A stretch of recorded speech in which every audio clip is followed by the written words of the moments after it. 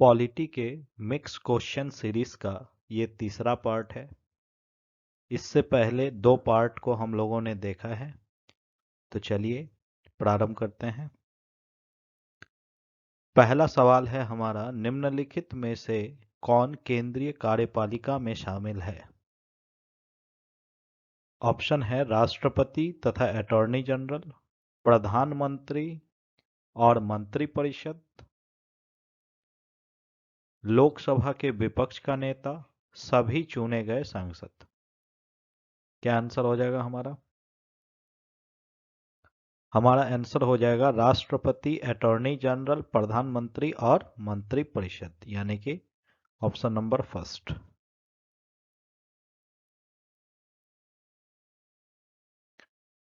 अब केंद्रीय कार्यपालिका किसे कहते हैं? तो सबसे पहले ये सवाल आएगा कि आखिर कार्यपालिका जो है, कार्यपालिका किसे कहते हैं, तब ना केंद्रीय कार्यपालिका।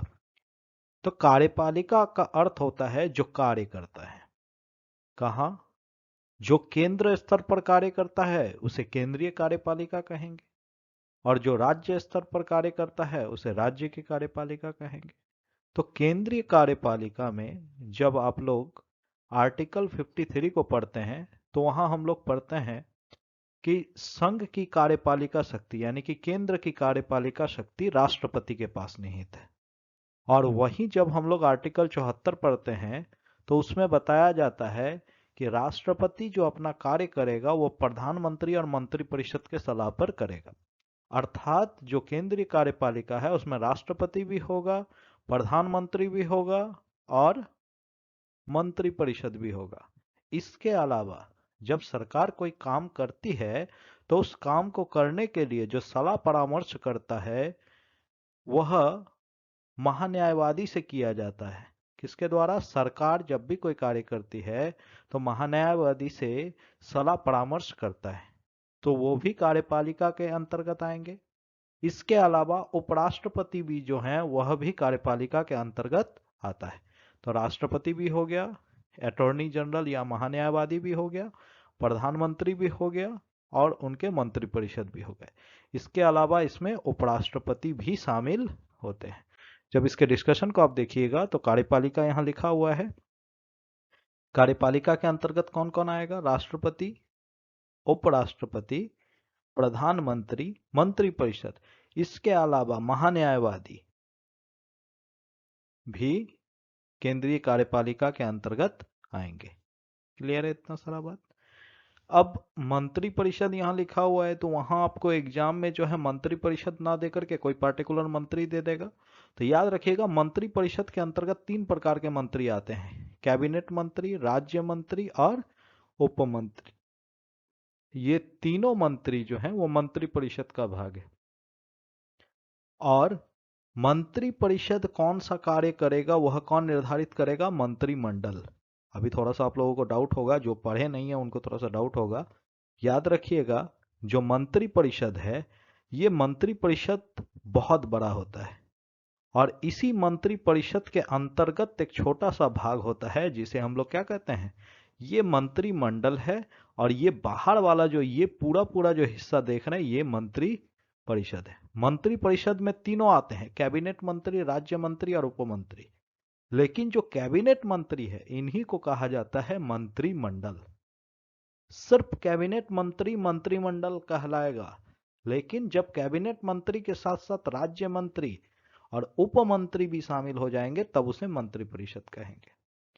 मंत्रिपरिषद की चर्चा कहां मिलेगा? अनुच्छेद 74 में। जाहिर सी बात है मंत्रिपरिषद का आकार मंत्रिमंडल से क्या होता है? बड़ा होता है। क्लियर है इतना सारा बात? अब ये 91वां संविधान संशोधन जो है ये आपसे एग्जाम में पूछ लेता है, मोस्ट वीवीआई है, याद रखिएगा। 91वां संविधान संशोधन 2003। इसी में कहा गया था कि चुनाव के बाद जब मंत्रियों को चुना जाता है तो उस समय मंत्री अधिकतम कितने बनेंगे? तो जितने हमारे संसद सदस्य हैं, संसद सदस्य, और संसद देखिए संसद सदस्य टोटल संसद सदस्य नहीं, टोटल लोकसभा के सदस्य, जितने भी लोकसभा के सदस्य हैं उसके 15% से ज्यादा जो है वह मंत्रिपरिषद के सदस्य नहीं बन सकते हैं। मंत्री परिषद में टोटल कितना सदस्य, जैसे अभी आप देख लीजिएगा, टोटल लोकसभा में मान लीजिए 550 सदस्य है, तो 550 सदस्य का टोटल 550 सदस्य का कितना, तो 15%। इस टोटल 550 का 15% जो सदस्य है वही मंत्री बन सकते हैं। कौन से मंत्री, या तो कैबिनेट मंत्री या राज्य मंत्री या उप मंत्री। तो ये प्रावधान कब किया गया था, 91वां संविधान संशोधन 2003। इसके अलावा इसी संशोधन के तहत कहा गया था कि राज्य विधानमंडल की जो कुल सदस्य संख्या है वह भी, विधानमंडल के कुल राज्य में जो मंत्री होंगे वह भी राज्य के विधानमंडल का कुल 15% से अधिक नहीं होगा। लेकिन कहा गया था कि अगर किसी राज्य की जनसंख्या कम है तो वहां विधायक की संख्या भी कम होगी, विधानसभा सदस्य भी कम होंगे। अगर विधानसभा सदस्य कम है तो उस परिस्थिति में कम से कम 12 सदस्य जो है वह मंत्री के रूप में शामिल होने ही चाहिए। यानी कि न्यूनतम संख्या 12 और अधिकतम 15। कहां के लिए, तो राज्य के लिए। लेकिन केंद्र के लिए कहा गया है कि 15% से अधिक मंत्रियों की संख्या नहीं हो सकती है। देखिए मंत्रिमंडल में केवल कौन होंगे, कैबिनेट मंत्री, जो मैंने ये कैबिनेट मंत्री बताया था। जब तीनों शामिल हो जाएगा, कैबिनेट मंत्री, राज्य मंत्री, उप मंत्री, तब उसे मंत्रिपरिषद कहेंगे। लेकिन सिर्फ कैबिनेट मंत्री अगर है तो उसे हम लोग मंत्रिमंडल कहेंगे। मंत्रिमंडल की चर्चा कहां मिलेगा, अनुच्छेद 352 में।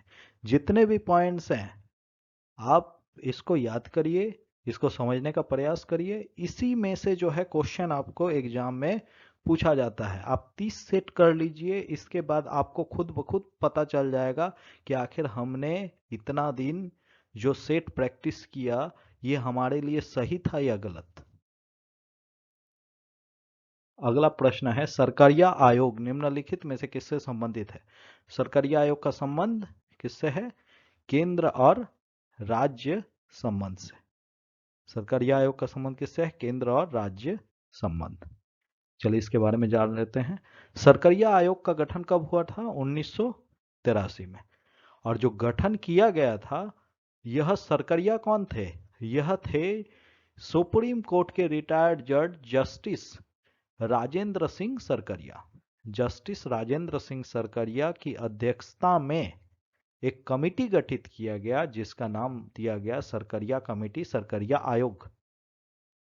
इनका गठन कब हुआ, 1983 में। इनमें और भी 2 सदस्य थे, श्री बी शिवरामन और डॉक्टर SR सेन। ये टोटल 3 सदस्य थे। इसका गठन आपको याद रखना है, सरकारिया आयोग का गठन 1983। किसके लिए, तो केंद्र और राज्य के बीच कभी कभी जो है कुछ कारण, तनाव का कारण बन जाता है, कुछ ऐसे मुद्दे होते हैं। तो इन मुद्दों पर विचार करने के लिए कि आखिर इन दोनों के बीच का रिलेशन कैसा है और किस प्रकार से इसे सुधारा जा सकता है, इसके लिए क्या क्या करना चाहिए, ये केंद्र राज्य संबंध के अंतर्गत जो है सरकारिया आयोग ने बताया था। अब इन्होंने पहला जो अपने रिपोर्ट में कुछ बातें कही है, ये बहुत इंपॉर्टेंट है, याद रखिएगा। इन्होंने पहला चीज कहा, समवर्ती सूची के विषयों पर कानून बनाने से पहले केंद्र को राज्य से परामर्श करनी चाहिए। हमने देखा था संघ सूची, राज्य सूची और समवर्ती सूची। तो संघ सूची में तो केंद्र सरकार कानून बनाती है, राज्य सूची में राज्य कानून बनाती है, लेकिन समवर्ती सूची में राज्य और केंद्र दोनों मिल करके कानून बनाते हैं। लेकिन विवाद की स्थिति में समवर्ती सूची में कानून केंद्र का मान्य हो जाता है। और कभी कभी क्या करती है, राज्य से बिना परामर्श किए हुए ही समवर्ती सूची के विषय पर केंद्र सरकार कानून बना देती है। तो इसीलिए यहां पे कहा गया है कि जब भी समवर्ती सूची का विषय होगा ना, तो उस समय जो है केंद्र को पहले राज्य से परामर्श करनी चाहिए। अच्छी बात है, तालमेल अच्छा बना रहेगा दोनों के बीच। तो यही चीज कहा गया था, समवर्ती सूची के विषय पर कानून बनाने से पहले केंद्र को राज्य से परामर्श करनी चाहिए। दूसरा इन्होंने बताया कि राज्यपाल की नियुक्ति पर मुख्यमंत्री की सलाह लेनी चाहिए। अभी लिया तो नहीं जाता है, आप जानते हैं कि राज्यपाल की नियुक्ति केंद्र सरकार अपने हिसाब से करती है। अगर राज्य में किसी विरोधी पार्टी का सरकार है तो केंद्र सरकार अपने हिसाब से जो है वहाँ राज्यपाल की नियुक्ति करती है। तो इस चीज़ के बारे में कहा गया है कि राज्यपाल की नियुक्ति पर मुख्यमंत्री से सलाह करनी चाहिए। हालांकि ऐसा तो सरकारें करती नहीं हैं, आप जानते हैं इस चीज़ को। अगला है राज्यपाल विधानसभा में बहुमत की स्थिति पर राज्य सरकार को भंग नहीं कर सकता है। बहुमत रहने के बाद भी इन्होंने सिफारिश किया है सिर्फ, लेकिन क्या केंद्र सरकार इन बातों को मानती है? अभी भी नहीं मानती है। अगर केंद्र में राज्य में विधानसभा को बहुमत है, फिर भी कुछ ऐसी विशेष परिस्थितियां हैं जिसका हवाला दे करके केंद्र सरकार जो है राज्य की विधानसभा को भंग कर देती है। किसके आधार पे? आर्टिकल 256 के आधार पर। राज्यपाल के 5 वर्ष के कार्यकाल को बिना किसी ठोस कारण के समाप्त नहीं किया जाना चाहिए, ये भी सरकारी आयोग बता रहा है। लेकिन बहुत बार ऐसा होता है, बिहार में ही देखिए, पिछले 5-7 साल में कितने सारे राज्यपाल बदल चुके हैं। तो कहा गया है कि ऐसे ही बिना 5 वर्ष के कार्यकाल पूरा किए राज्यपाल को अगर कुछ ठोस कारण, कुछ खास मुद्दा नहीं हो तो उन्हें नहीं हटाया जाना चाहिए। लेकिन ये भी नहीं होता है, सरकारें बदलती है, राज्यपाल बदल जाता है। अनुच्छेद 263 के अंतर्गत एक अंतर राज्य परिषद का गठन सरकारिया आयोग के सिफारिश पर ही 1990 में किया गया था। Most BVI question, most BVI point है ये। अनुच्छेद 263 में अंतर राज्य परिषद का गठन किया गया था। जब 2 या 2 से अधिक राज्यों के बीच विवाद वगैरह हो तो उस समय जो है यह परिषद काम करेगा। अनुच्छेद 263 में अंतर राज्य परिषद की गठन की बात की गई है और 1990 में अंतर राज्य परिषद का गठन किया गया है। इतना सारा चीज सरकारी आयोग का सिफारिश था, कुछ को सरकार ने माना, कुछ को नहीं माना। तीसरा क्वेश्चन है हमारा, भारत में निम्नलिखित में से कौन सा राज्य पंचायती राज संस्थानों में अनुसूचित जातियों के आरक्षण से मुक्त है? क्या हो जाएगा हमारा आंसर, बताइए? अरुणाचल प्रदेश।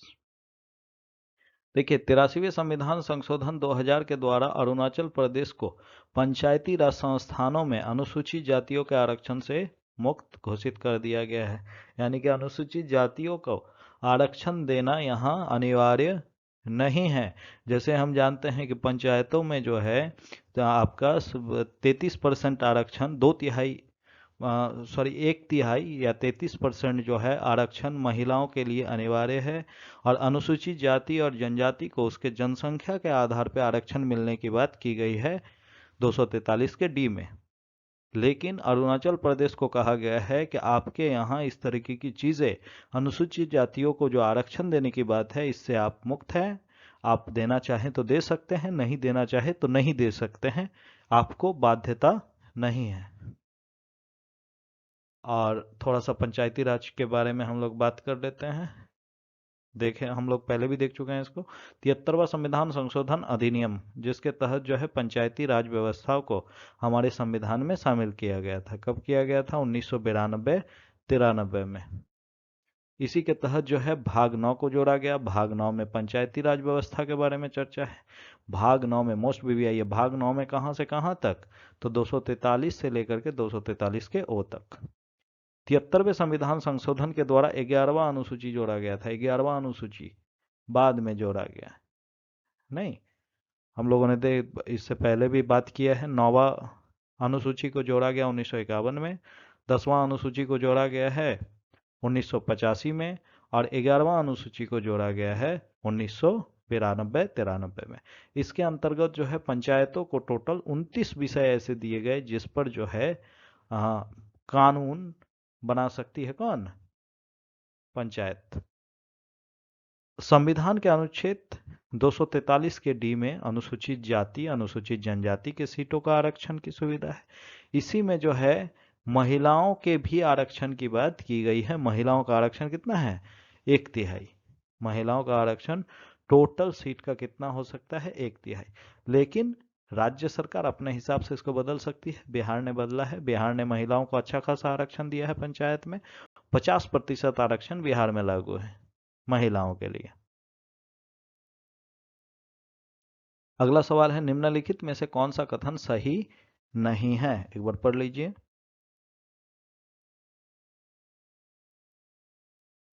पहला पॉइंट है हमारा, सभी धन विधेयक केवल लोकसभा में ही पेश किए जाते हैं। बिल्कुल सही बात है।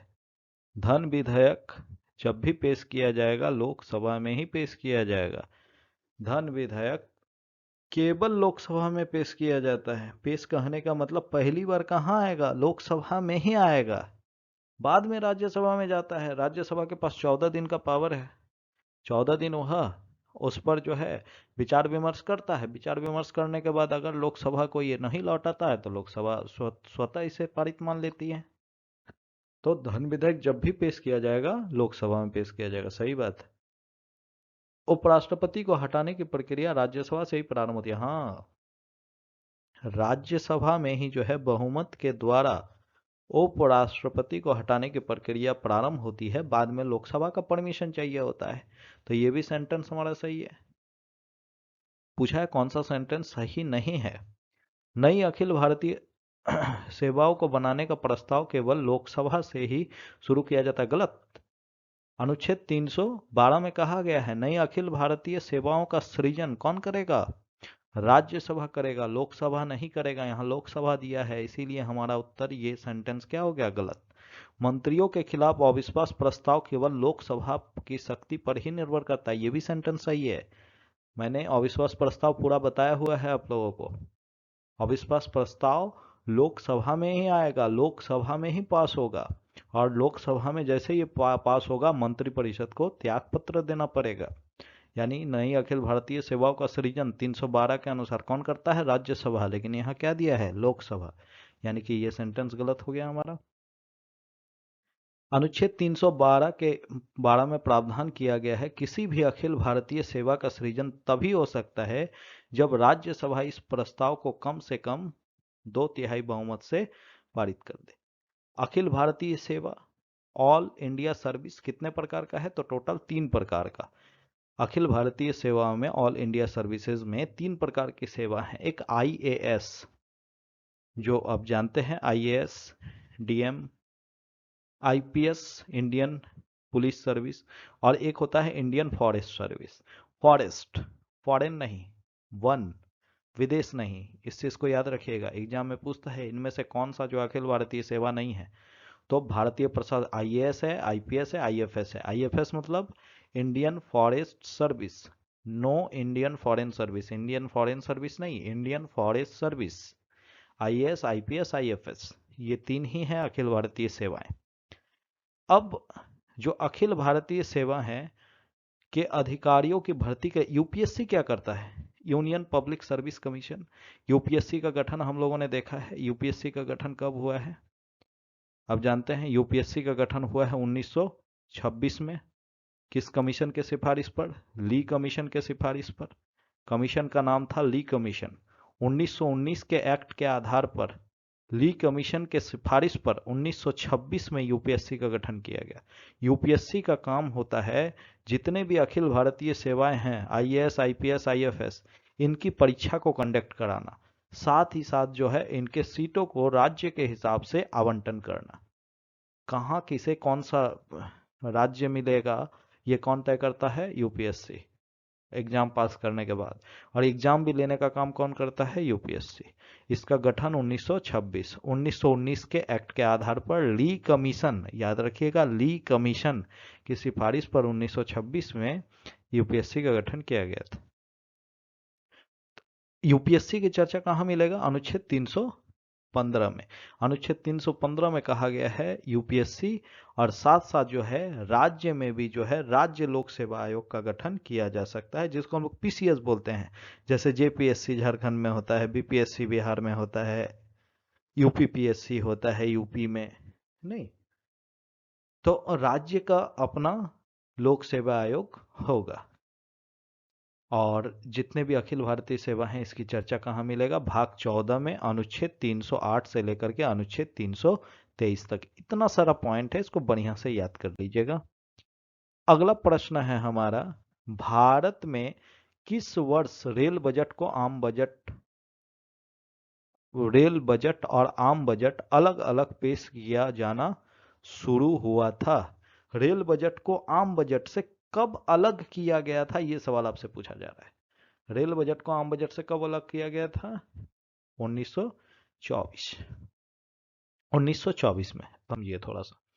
एक कमेटी था, एकवर्थ कमेटी। ये उस समय की बात है जब ब्रिटिशर भारत में थे। एकवर्थ कमेटी, एकवर्थ कमेटी के सिफारिश पर जो है, ऐसे आप जानते हैं भारत में बजट का इतिहास, पहली बार भारत में बजट किस वर्ष पेश हुआ था? 1860 में। जेम्स विल्सन, जेम्स विल्सन उस समय वित्त मंत्री थे 1860 में। 1860 में लॉर्ड कैनिंग के वित्त मंत्री जेम्स विल्सन के द्वारा जो है 1860 में भारत में पहला बजट पेश किया गया।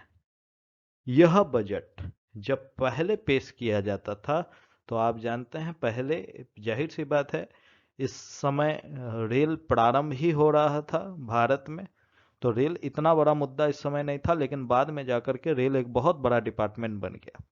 तो बाद में 1924 ईस्वी में एकवर्थ कमेटी ने इस बात की सिफारिश की कि रेल एक अलग मंत्रालय के अंतर्गत होना चाहिए और रेल बजट जो है ये बिल्कुल अलग होना चाहिए, आम बजट अलग होना चाहिए।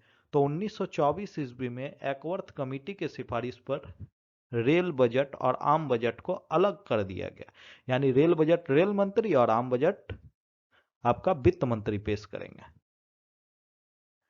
किसके सिफारिश पर? एकवर्थ कमेटी के सिफारिश पर। 1924 से यह काम किया जाने लगा। इसका गठन हुआ था 1920 में। एकवर्थ कमेटी का गठन हुआ था 1920 में। ये याद नहीं रखना है आपको, 1924 याद रखना है। 2017 में मोदी सरकार ने पुनः रेल बजट को आम बजट से मिला दिया। किस कमेटी के सिफारिश पर? यहां जो कमेटी इसने सिफारिश किया था उसका नाम है विवेक देवराय कमेटी। विवेक देवराय कमेटी की सिफारिश पर मोदी सरकार ने 2017 में रेल बजट को आम बजट से मिला दिया। स्वतंत्र भारत, स्वतंत्र भारत कहने का मतलब 15 अगस्त 1947 को देश का पहला जो रेल मंत्री बना था वो बना था जॉन मथाई। इन्होंने भारत का पहला रेल बजट पेश किया था। कौन? जॉन मथाई। बंगाल के मुख्यमंत्री, क्वेश्चन आपसे पूछा जाएगा कि भारत की पहली महिला रेल मंत्री का नाम बताइए, तो पहली महिला रेल मंत्री कौन थी? जो अभी बंगाल की मुख्यमंत्री हैं, ममता बनर्जी। वर्ष 2000 में पहली महिला रेल मंत्री बनी थी। मोस्ट वीवीआई क्वेश्चन है, याद रखिएगा। सर्वाधिक रेल बजट पेश करने का श्रेय किसे जाता है? जगजीवन राम। ये सब आपको कहीं भी आसानी से नहीं मिलेगा, बिल्कुल बढ़िया से याद रखिए। यही सब जो है एग्जाम में टर्निंग पॉइंट का काम करता है। जो क्वेश्चन सबसे बन जाए वो क्वेश्चन आप बनाइएगा, उससे रिजल्ट नहीं होगा। जो क्वेश्चन सब बनाए उसको तो बनाइए ही बनाइए। और कुछ क्वेश्चन ऐसे हैं जो आप बना दीजिए, जो अन्य लड़के नहीं बनाएंगे, वही आपको रिजल्ट देगा। तो ये वो क्वेश्चन है। बंगाल के पहले मुख्यमंत्री ममता बनर्जी, बंगाल की मुख्यमंत्री ममता बनर्जी पहली महिला रेल मंत्री हैं। साथ साथ जगजीवन राम ने जो है सर्वाधिक रेल बजट को पेश किया है। कितनी बार? 7 बार। याद रहेगा। छठा प्रश्न है हमारा, 11वें मौलिक कर्तव्य को भारतीय संविधान में कब जोड़ा गया? बताइए। 11वां मौलिक कर्तव्य, 10 मौलिक कर्तव्य था, 11वां मौलिक कर्तव्य को कब जोड़ा गया? 86वां संवैधानिक संशोधन 2002 के तहत। अब 86वें संविधान संशोधन के तहत शिक्षा पर ही काम किया गया। शिक्षा पर 3 काम किया गया। पहला, मौलिक अधिकार, जिसमें जीवन जीने का अधिकार है। जीवन जीने का अधिकार आर्टिकल 21 में है। जीवन जीने के अधिकार के जस्ट नीचे 21 के ए के तहत जो है शिक्षा का अधिकार को मौलिक अधिकार बना दिया गया।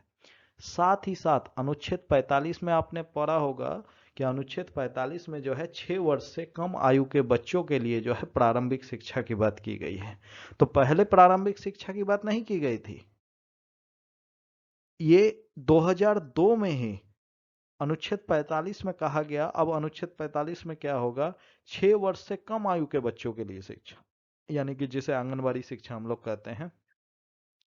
यानी कि मौलिक अधिकार में भी जोड़ दिया गया, राज्य के नीति निर्देशक तत्व 45 को थोड़ा सा बदल दिया गया। इसमें कहा गया 6 से 14 वाली बात नहीं रहेगी, इसमें 6 वर्ष से कम उम्र के बच्चे के लिए प्रारंभिक शिक्षा की बात रहेगी। और इसी संविधान 86वें संविधान संशोधन 2002 के तहत जो है अनुच्छेद 51 के ए में मौलिक कर्तव्य को एक नया मौलिक कर्तव्य जोड़ा गया। अब मौलिक कर्तव्य 10 से कितना हो गया, 11। आप जानते हैं स्वर्ण सिंह समिति की सिफारिश पर जो है 42वां संविधान संशोधन 1976 के द्वारा हमारे संविधान में मौलिक कर्तव्य को जोड़ा गया था। उस समय मौलिक कर्तव्य की संख्या थी 10, लेकिन 2002 में जैसे ही शिक्षा का जो अधिकार है उसे मौलिक अधिकार के साथ साथ कर्तव्य में भी रख दिया गया, तो यह जो है एक नया मौलिक कर्तव्य भी बन गया। बच्चों को शिक्षा देना माता पिता का कर्तव्य भी है। तो ये जो है ये कब किया गया, 86वां संवैधानिक संशोधन 2002 के तहत। तो शिक्षा में 3 काम यहाँ पे किया गया, कब, 2002 में 86वें संविधान संशोधन के तहत। मौलिक अधिकार, मौलिक कर्तव्य, राज्य के नीति निर्देशक तत्व। ये मोस्ट वीवीआई क्वेश्चन है, याद रखिएगा। सर्व शिक्षा अभियान की शुरुआत कब हुई, वर्ष 2001 में। सर्व शिक्षा अभियान जिसका उद्देश्य था कि भाई सभी को शिक्षा मिल सके, और इसका लक्ष्य रखा गया था कब, 2010 तक सभी के लिए शिक्षा। ये प्रारंभ सर्व शिक्षा अभियान, हालांकि अभी इसका नाम बदल दिया गया है। इसका वर्तमान में नाम क्या है, क्वेश्चन पूछेगा। सर्व शिक्षा अभियान का नाम बदल करके क्या कर दिया गया, अब सर्व के जगह कर दिया गया समग्र शिक्षा अभियान। सर्व शिक्षा अभियान 2001 में प्रारंभ हुआ। इन्होंने अपना लक्ष्य 2010 तक रखा था कि 10 तक जो है हमें गुणवत्ता वाली शिक्षा दे करके जो है संपूर्ण देश को सफल बना देना है। लक्ष्य 2010 तक का था, नाम बदल करके वर्तमान में इसका नाम समग्र शिक्षा अभियान कर दिया गया है। और आप जानते हैं इसी के बाद 2001 के बाद ही ना 2002 वाला काम किया गया। ये 2001 के बाद ही आएगा। सर्व शिक्षा अभियान के बाद सर्व शिक्षा अभियान को सफल बनाने के लिए 86वां संविधान संशोधन 2002 लाया गया था, जिसके तहत कहा गया 6 वर्ष से 14 वर्ष तक के बच्चों को मुफ्त और आवश्यक शिक्षा, मौलिक अधिकार तथा मौलिक कर्तव्य दोनों होगा। क्लियर। अगला 7वां प्रश्न है हमारा, निम्नलिखित में से कौन राष्ट्रपति के प्रसाद पर्यंत निर्भर नहीं है। सुप्रीम कोर्ट के न्यायाधीश, उच्च न्यायालय का मुख्य न्यायाधीश, भारत के नियंत्रक और महान्यायवादी। भारत का महान्यायवादी, बताइए क्या होगा ये। तो नियंत्रक एवं महालेखा परीक्षक है जी, इसको थोड़ा सुधार लीजिएगा, ठीक है। यहाँ महान्यायवादी नहीं है, नियंत्रक और महालेखा परीक्षक यानी कि कैग। नियंत्रक और महालेखा परीक्षक यानी कि कैग। बताइए उत्तर क्या होगा हमारा। भारत निम्नलिखित में से राष्ट्रपति के प्रसाद पर्यंत निर्भर नहीं है। ये थोड़ा सा क्वेश्चन मिसप्रिंट है, निर्भर नहीं है को काट दीजिए। हाँ, निर्भर नहीं है, नहीं निर्भर है, ठीक है। निम्नलिखित में से कौन राष्ट्रपति के प्रसाद पर्यंत निर्भर है, यह है हमारा सही सवाल। थोड़ा सा क्वेश्चन मिसप्रिंट हो गया था। निम्नलिखित में से कौन सा राष्ट्रपति के प्रसाद पर्यंत निर्भर है।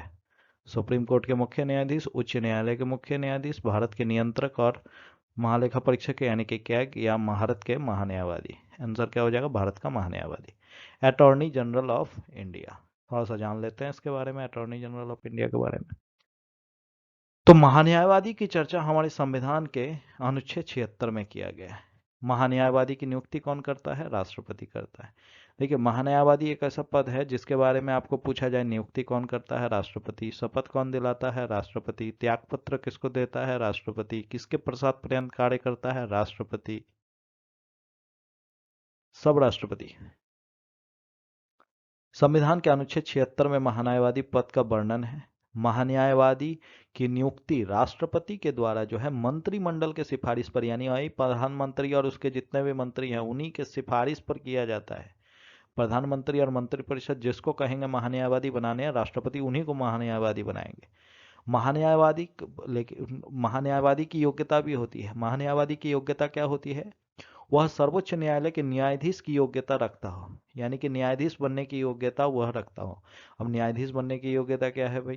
तो न्यायाधीश, सर्वोच्च न्यायालय के न्यायाधीश बनने की योग्यता है कि किसी भी हाई कोर्ट में कम से कम 5 साल जज का काम करिए या 10 साल जो है आप वकील का काम करिए, तो उस स्थिति में आप सर्वोच्च न्यायालय के न्यायाधीश बन सकते हैं। तो सर्वोच्च न्यायालय के न्यायाधीश की योग्यता रखने वाला व्यक्ति महान्यायवादी बन सकता है। बात समझ रहे हैं? महान्यायवादी को हटाने की प्रक्रिया संविधान में कहीं नहीं है। महान्यायवादी को कैसे हटाया जाएगा संविधान में वर्णित नहीं है, लेकिन प्रधानमंत्री जैसे ही मंत्रिपरिषद को कहेंगे, प्रधानमंत्री और मंत्रिपरिषद जैसे ही राष्ट्रपति को कहेंगे कि राष्ट्रपति जी इस व्यक्ति को जो है इनके पद से हटा दीजिए, तो राष्ट्रपति इनको अपने पद से हटा देगा। इसीलिए कहा गया है कि महान्यायवादी राष्ट्रपति के प्रसाद पर्यंत, जब तक राष्ट्रपति चाहेगा तभी तक अपने पद पे बैठा रहेगा। लेकिन पीछे से कौन फोर्स कर रहा है? प्रधानमंत्री और मंत्रिपरिषद। वो जब तक नहीं चाहेगा तब तक राष्ट्रपति हटाएगा नहीं। लेकिन कॉन्स्टिट्यूशनली इस बात को अगर हम लोग कहें तो राष्ट्रपति के प्रसाद पर्यंत ही वो पद पर बना रहता है। यही आपका एग्जाम में भी ऑप्शन देता है। अर्थात राष्ट्रपति द्वारा किसी भी समय उनको हटाया जा सकता है। महान्यायवादी संसद के बैठक में वोट का अधिकार नहीं होगा। अब संसद में कोई बिल आया तो उस पर वोटिंग नहीं कर सकता है महान्यायवादी, लेकिन महान्यायवादी के पास यह अधिकार है कि वह संसद के दोनों सदनों में से किसी भी सदन में, या संयुक्त बैठक जब दोनों सदन में से किसी भी सदन में बैठेगा, या संयुक्त अधिवेशन होगा तो वहां भी बैठ सकता है।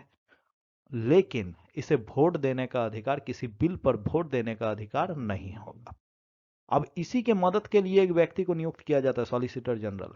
अब महान्यायवादी भी तो एक व्यक्ति है ना। कभी मान लीजिए तबीयत खराब हो गया या कुछ हो गया, कुछ काम, अन्य कुछ काम रहा, तो उस कंडीशन में अगर महान्यायवादी नहीं है तो सॉलिसिटर जनरल उससे नीचे वाला पोस्ट है। जैसे कैसे आपका डीएम होता है, उसके नीचे एडीएम होता है, तो उसी प्रकार से जो है महान्यायवादी के नीचे जो काम करता है सॉलिसिटर जनरल, इनका भी सेम काम है। बस ये पद के मामले में महान्यायवादी के थोड़ा सा नीचे है।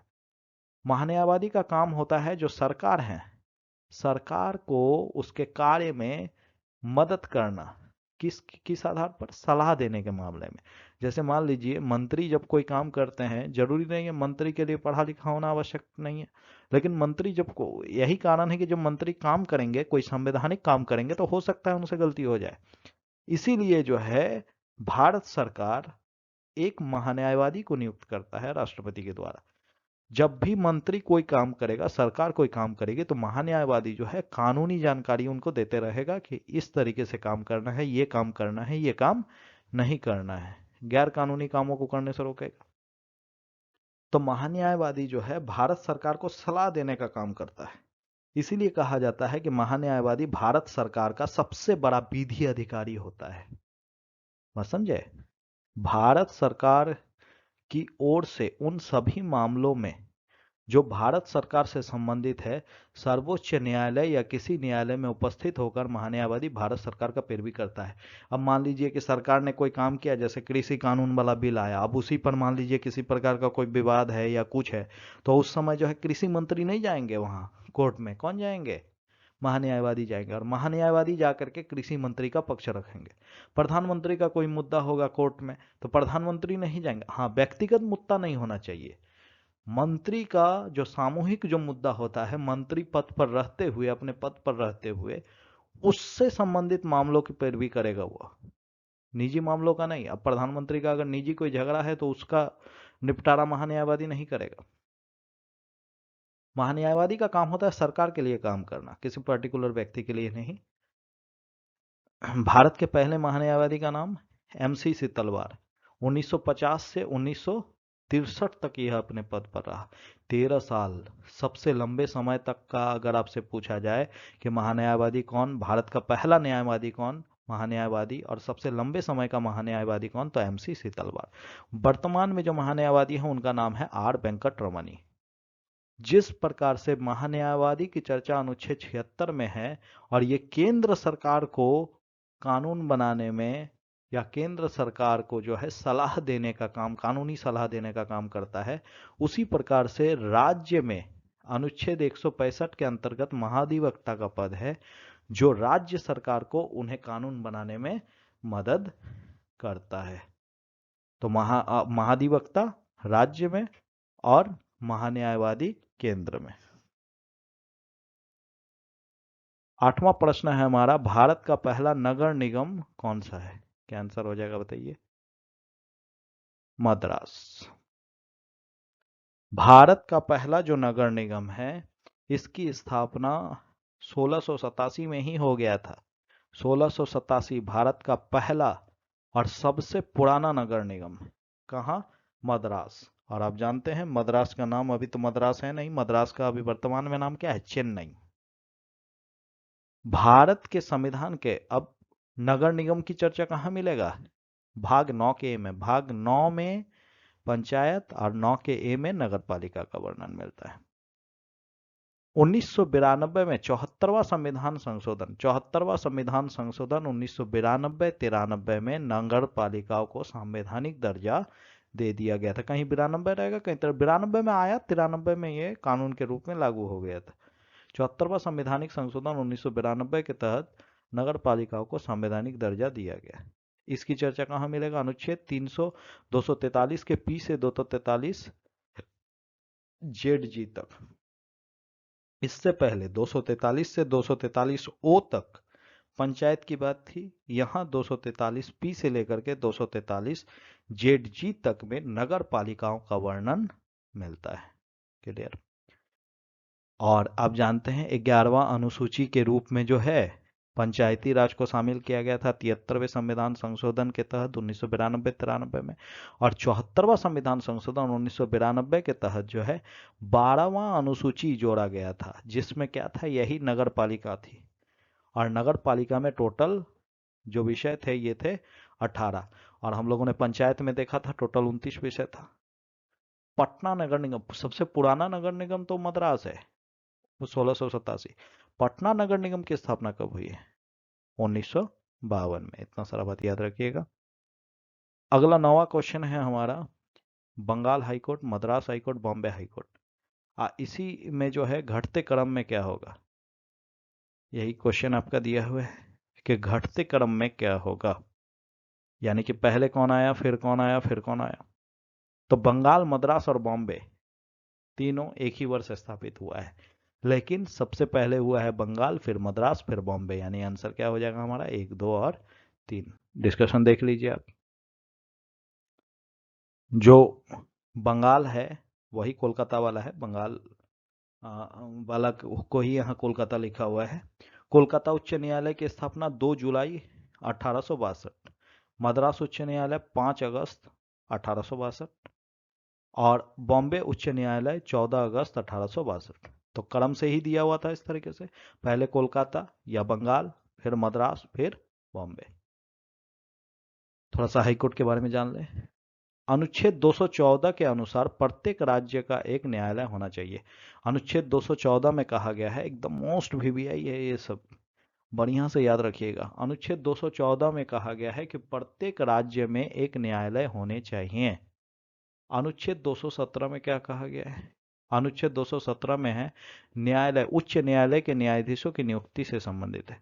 उच्च न्यायालय के न्यायाधीशों की नियुक्ति के बारे में जो चर्चा किया गया है वो किस में कहा गया है? 217 में।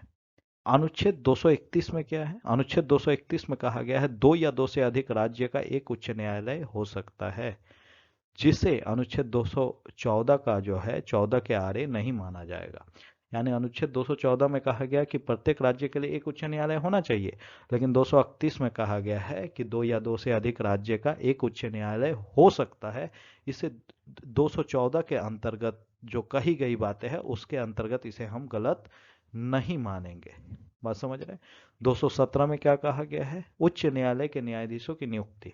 याद कर लीजिए, 14 में कहा गया है प्रत्येक राज्य के लिए एक उच्च न्यायालय, 217 में कहा गया है उच्च न्यायालय के न्यायाधीशों की नियुक्ति, 231 में कहा गया है 2 या 2 से अधिक राज्य के लिए एक उच्च न्यायालय हो सकता है। उच्च न्यायालय के न्यायाधीशों का वेतन कितना होता है? मुख्य न्यायाधीश का वेतन कितना होता है? 2.5 लाख।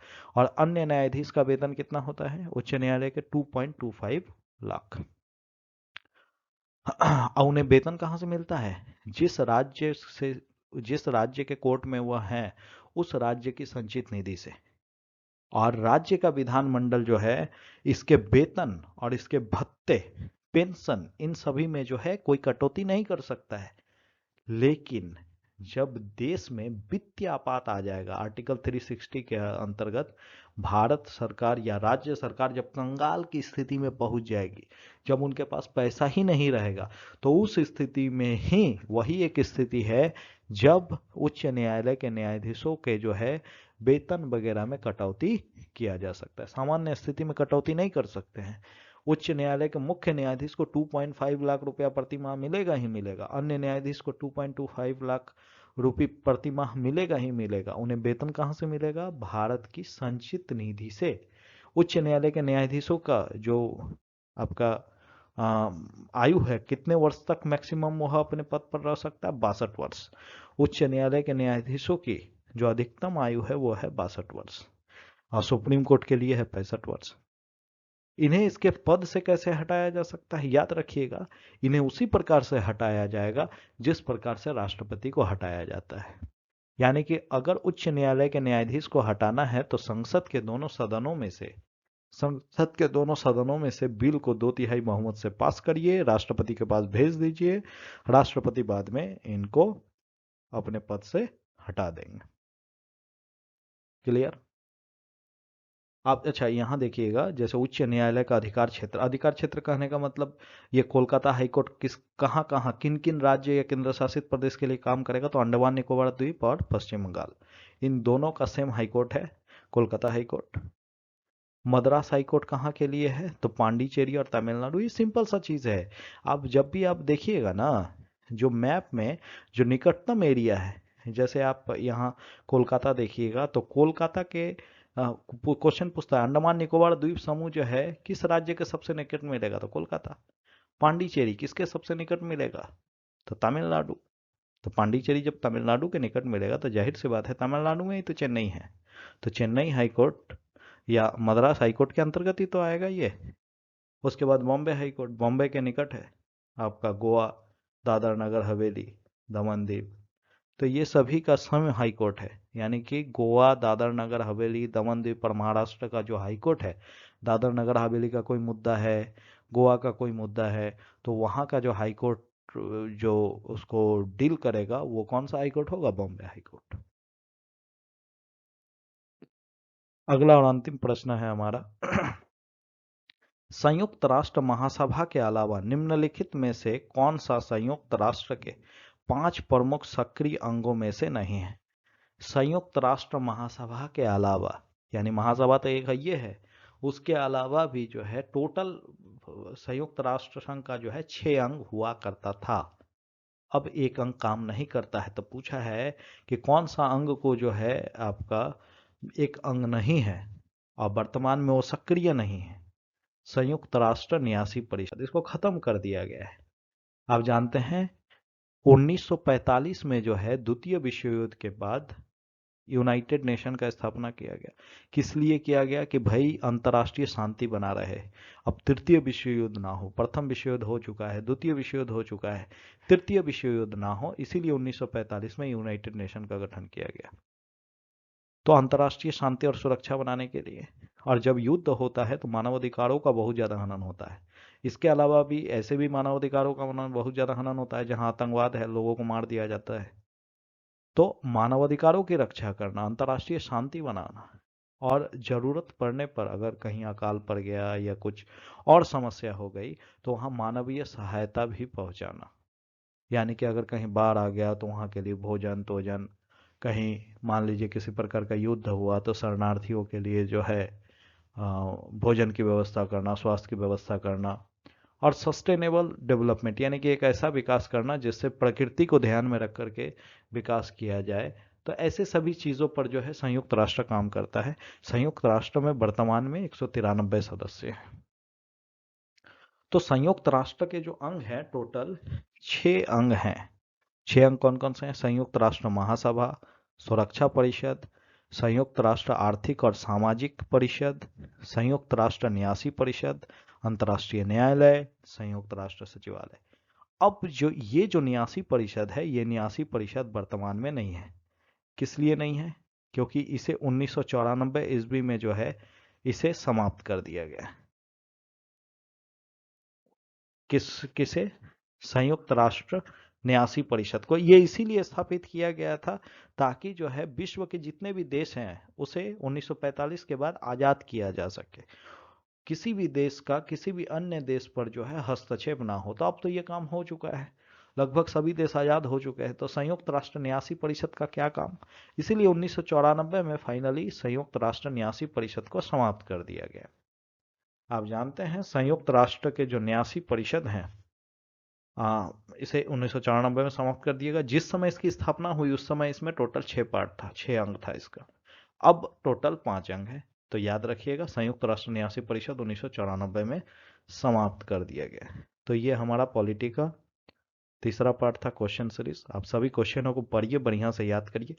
30 सेट होने के बाद आपका पॉलिटी इतना अच्छा हो जाएगा कि सेट वगैरह में जो है आप 70 से 75% क्वेश्चन आराम से बनाने लगेंगे। इसीलिए जो है कंटिन्यू सीरीज को देखिए और उसको याद करिए। इसका पीडीएफ भी मैं अवेलेबल करवा दूंगा। बस आज इतना ही।